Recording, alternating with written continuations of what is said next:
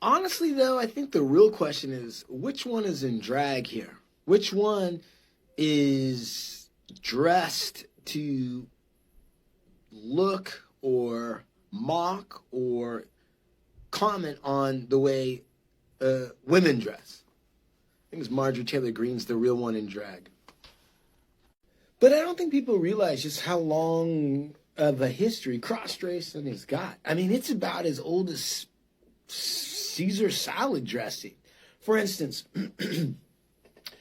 there was a couple, Frances Clayton, a Minnesota woman who made herself look like a man named Jack Williams, and along with her husband, Elmer Clayton, and they disguised themselves as enlisted in the Missouri Union Regiment during the Civil War, 1861. Wife and husband both dressed as dudes.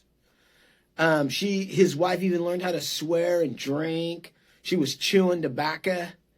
And I guess, that's love. They were inseparable, kind of like Leonardo DiCaprio in whatever her name was when she killed him on that boat. Another instance of cross-dressing is Ellen Craft, a woman who was in Georgia, daughter of a slave woman and her white master. So this young lady was light-skinned, and she was able to escape the South with her darker complexioned slave husband by pretending to be a white man, and her husband was her servant. They were able to escape in 1848 by this woman dressing as a man, and her husband was a servant. And of course, the rest is history.